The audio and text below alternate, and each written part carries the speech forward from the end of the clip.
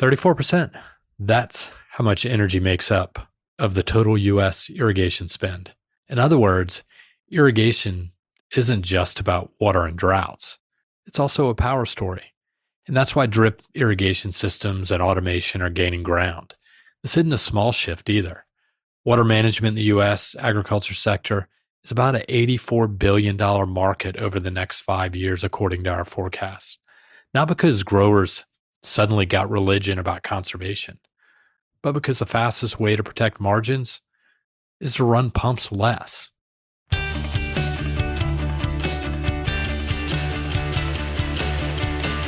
I am Reese Tisdale, and this is The Future of Water, in which we talk about all the ways in which companies, utilities, and people, all those people, are addressing the challenges and opportunities in water. This is episode 136, and I have a pretty good feeling it's going to be a good one. In fact, it might be a great one. That is because it's still January 2026, and the year is new, and the Pats are going to the Super Bowl this week. But more importantly, I'm joined by my Bluefield Research colleague, Greg Goodwin. Greg's recently released his first half 2026 review of policy shifts in the U.S. and Canada. There are things happening behind the scenes, from budgets, the Colorado River, to earmarks, that have caught Greg's attention. So the goal is to walk through some of the highlights and gain some perspective on at least what he sees and what these might mean for recent and looming decisions for the water and wastewater infrastructure build out going forward. But before we get to Greg, you're going to have to bear with me just a little bit longer. Something caught my eye this past week. I was actually reading Bloomberg, and a United Nations report argues that the world has entered an era of global water bankruptcy, meaning freshwater systems in many regions have been depleted or just degraded beyond reliable recovery. This is a step beyond what we know as water stress. The report estimates that 75% of the global population, that's over 6 billion people, live in countries with insecure or critically insecure freshwater supplies, while another 4 billion people face severe scarcity at least 1 month per year. So what are the takeaways from this news? The bankruptcy framing is a shift or a change in how people are looking at available water supplies. It signals really that in many basins, we're no longer talking about short-term drought cycles. We're talking about structural overdraw and damage that, quite honestly, may not bounce back. But groundwater is, quite honestly, the invisible crisis. Roughly 50% of the world's domestic water supply comes from groundwater. And it's being depleted because it's out of sight, out of mind. Unlike the Colorado River, most places don't have visible bathtub rings showing declines in their water supplies. So the risk is quiet until it becomes a collapse event. Say what you want about Iran, Turkey, Mexico City, Cape Town, where water stress and mismanagement have made plenty of headlines. But remember, these risks have no boundaries. They're coming for you, coming for us too. There is no better time to be in the water industry. So with that ominous event, but like I said, a positive spin, let's get to Greg Goodwin and talk about what's happening in policies in the U.S. and Canada and what it might mean for you going forward. All right, so I'm joined here by Greg Goodwin. Greg, what's going on? Not too much, Reese. Trying to stay warm in these times. But yourself? So this tells you about infrastructure, which is our business, right? So I go to the train this morning. What was the temperature this morning? Was it 5 degrees, 7 degrees? I think a high. I have 7 degrees. I get there, I get on the train, and it's 25 minutes late anyway. So I sat in the parking lot and actually worked on a research note as I'm doing that in the car. Train pulls up, it stops. I get on the train. We sit there for 10 minutes, and the conductor comes on and says, "I'm sorry, folks, the switches are frozen on the tracks ahead. Give us a minute. Another train's about to pass through. We'll see if that resolves the problem." And there's a chuckle. and doesn't make me feel great. And so nothing happens. The conductor comes back on and says, well, folks, switch problem has not been resolved and our brakes are frozen. So I ended up driving into the office today. That's kind of gives you an idea of the temperature. I think it's just because it's been so cold for so many days straight and it doesn't seem to be going away. I think it's kind of sunk in at this point. Yeah, there's I think 35 on the forecast for Tuesday, and I don't think I've ever been as excited to see 35 on a forecast as right now. So we'll feel balmy in comparison. Man, I hear you. I hear you. So, all right, well, let's just jump into this. And I guess just for the record, this will be the last podcast before the Patriots Super Bowl. So had to throw that out there. I was on with Dave McGimsey in his Water Values podcast last week, and we forgot to mention the Super Bowl. But the Pats are in the Super Bowl, so and I know you're in Boston, I'm in Boston, and everybody's happy for now. Well, the universe has righted itself for at least people local to the area. I'm sure lots of people listening will not like that statement, but I said what I said. Exactly. All right, well, let's do it. Let's get at it. All right, you just released a semi-annual policy review in the U.S. We do this every 6 months, equaling semi-annual.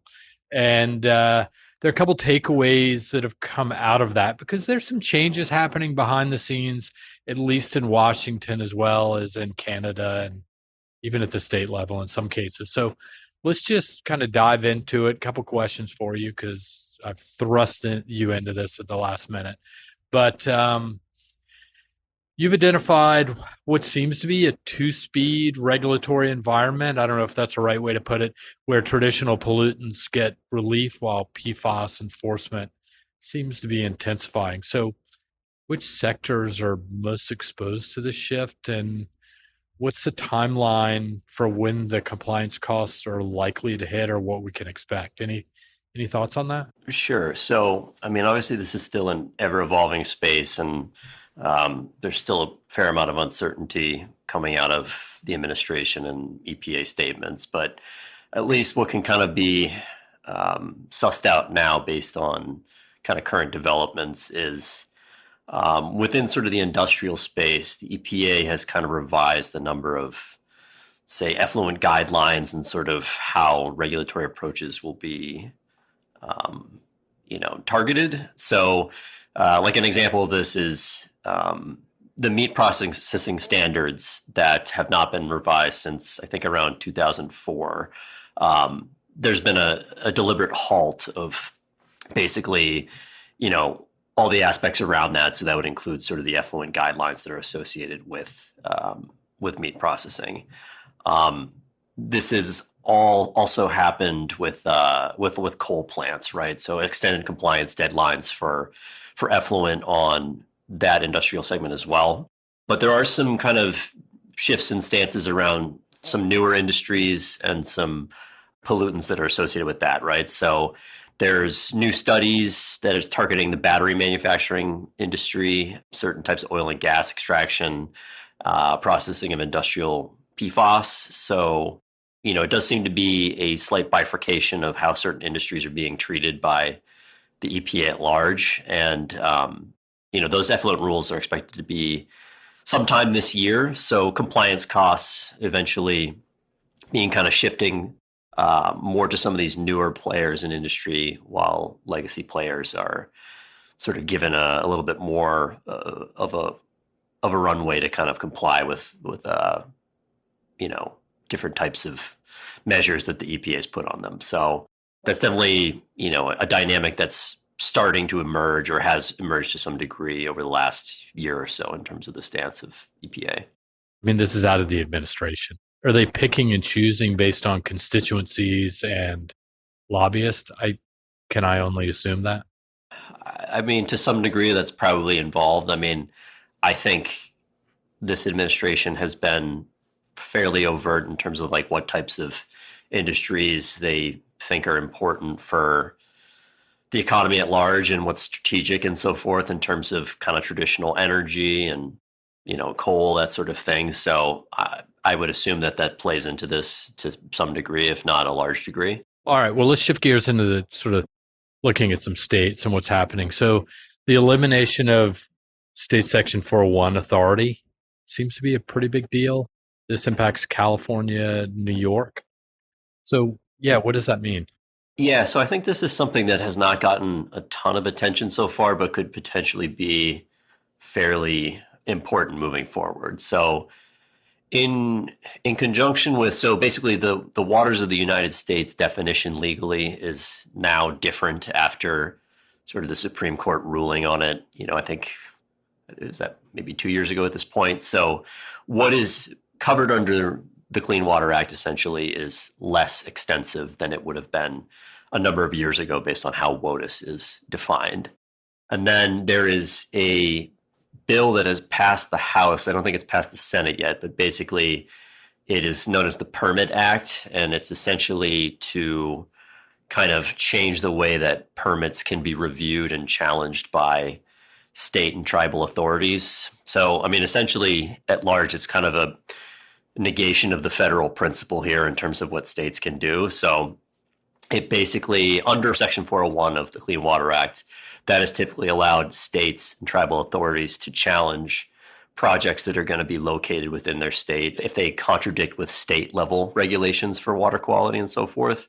And so this move to this specific law, if it passes, would be to basically eliminate that tool. So this is something that's been used fairly extensively in states such as California and New York that are, politically probably more likely to be oriented towards higher regulatory standards and have a lot of both land and sort of economic activity. So I think some watchers are looking at it as something that sort of targets those types of states in general, but basically they will not be able to hold up, massive projects that might be set to occur within their state boundaries.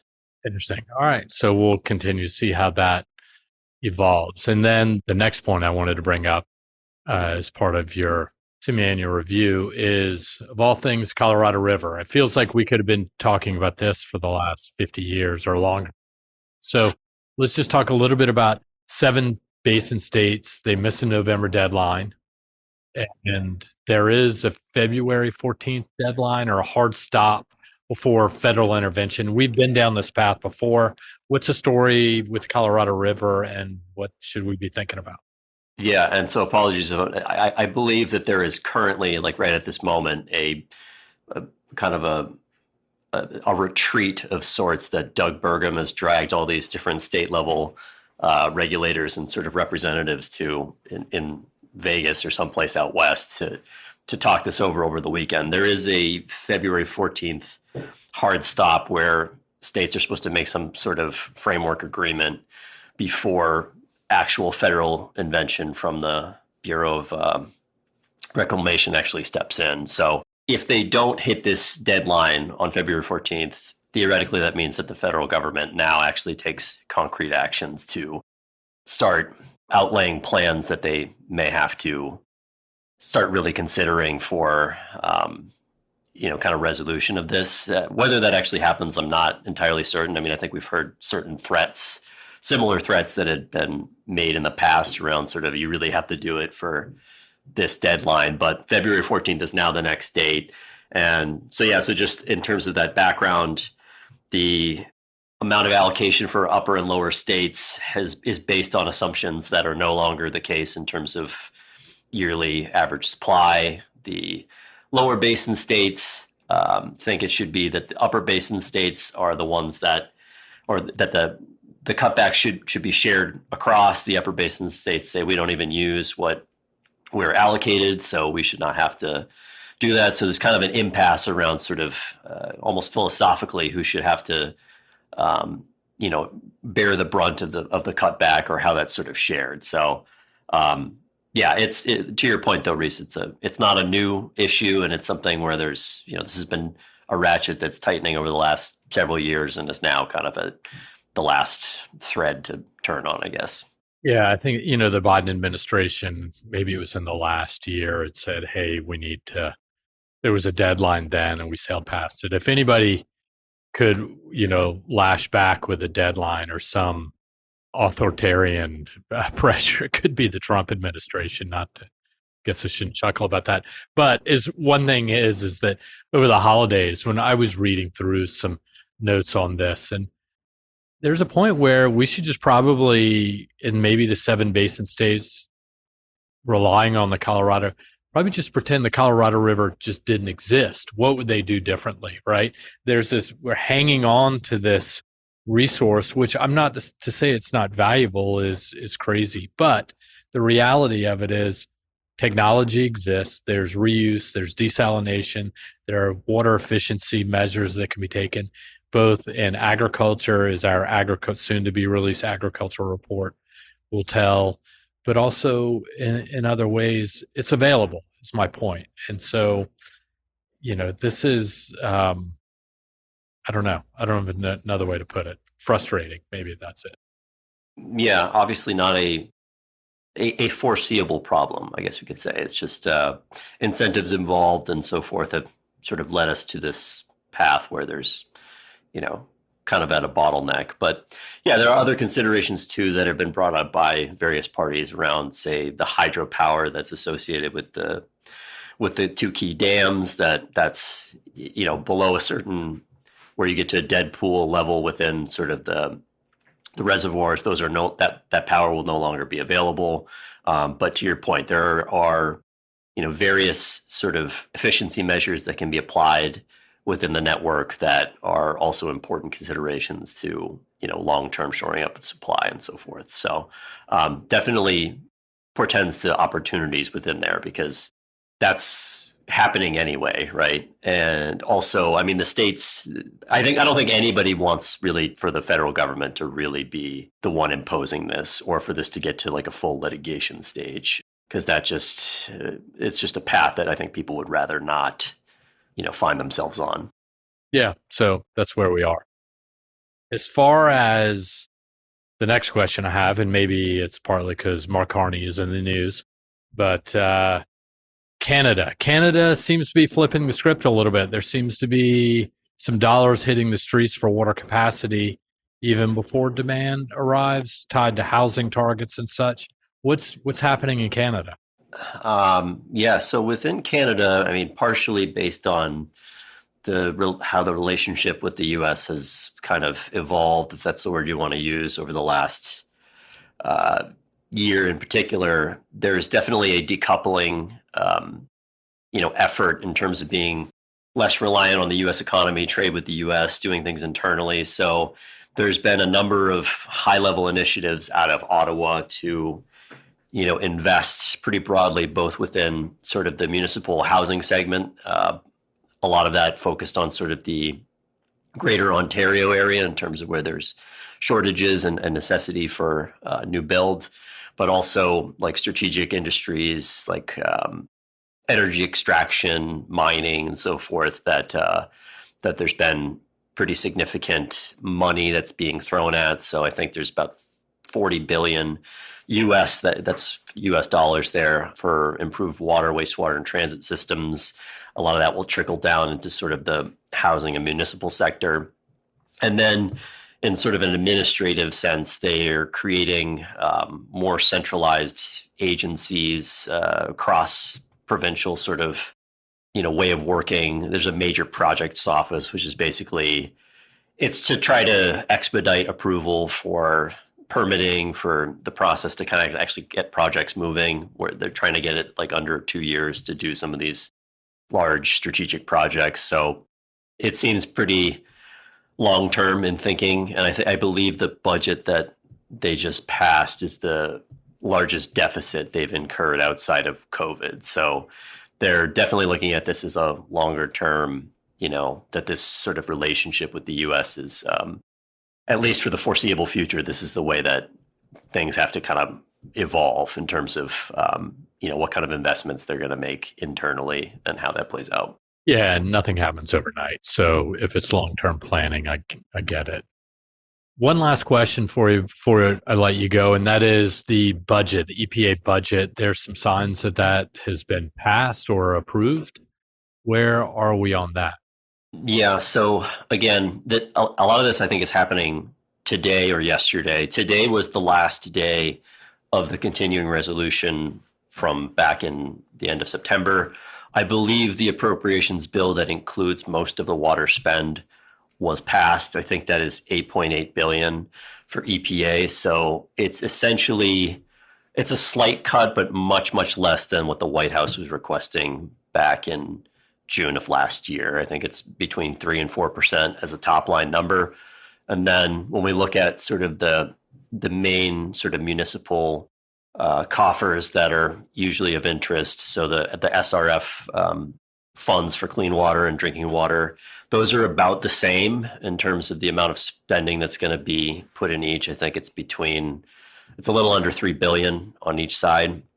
I think what's interesting about that, though, is the evolution of more and more of that spending is congressionally directed. So earmarks essentially award as grants from Congress to individual projects instead of going through the state sort of sub-awardee process where they kind of will decide where that goes. So long term, that does kind of raise some questions about the viability of the loan mechanism, the whole revolving part of it, this being a below interest loan where states are depositing money back into the coffers and it sort of self-perpetuates. If there's more and more of the money that's just kind of awarded as grants, it sort of undermines that mechanism to some degree. So long term, it could show that states need to think about this probably more independently for their own internal planning than how the program has historically been run for the last decade before, and since its inception, I think in sort of the mid 80s. Yeah, I think the earmarks are a real problem. And it's a good question where, and we haven't done this analysis, I don't believe, but where are those earmarks happening? Is it in certain states versus others? Because some states are very ambitious or aggressive, for lack of a better way to put it, in how they allocate and deploy and prioritize state revolving fund dollars. Ohio stands out in my mind, where some states don't even fully utilize them. And they're used, I don't want to call it a slush fund, but that's essentially what they become if it's earmarked. Yeah, I've seen a couple of headlines just on some of the very large projects that probably got the largest individual dollar figures around that. And I think some of those were in, say, like Texas and maybe some of the larger states as well that have kind of larger source water or kind of scarcity issues. But that's an analysis I think, we probably need to dig into a little bit more of as earmarks have come back post 2022, how has that really looked in terms of where the money goes on a state level compared to when the allocations are more or less done proportionally or through the typical process for SRF. So definitely something that we kind of have on the list to look into more deeply. Yeah, no, I look forward to that. I know that's on our deliverable calendar for the year. And so just looking at all federal funding, which states are getting what, where, when, and how. So look forward to that. All right. Well, Greg, last minute, I know I squeezed you in between a couple different things, calls, et cetera. So thanks for jumping on last minute and good work on the semi-annual review of water policy in the U.S., which is available through our municipal U.S. and Canada Municipal Water Insight Service, or corporate subscription is another way to put it. All right. Well, that being said, I'll let you go unless you got anything else to add other than go Pats. Well, that was the last thing I was going to say, but I guess that's implied. All right. Thanks a lot, Reese. Take care. Cheers. Bye.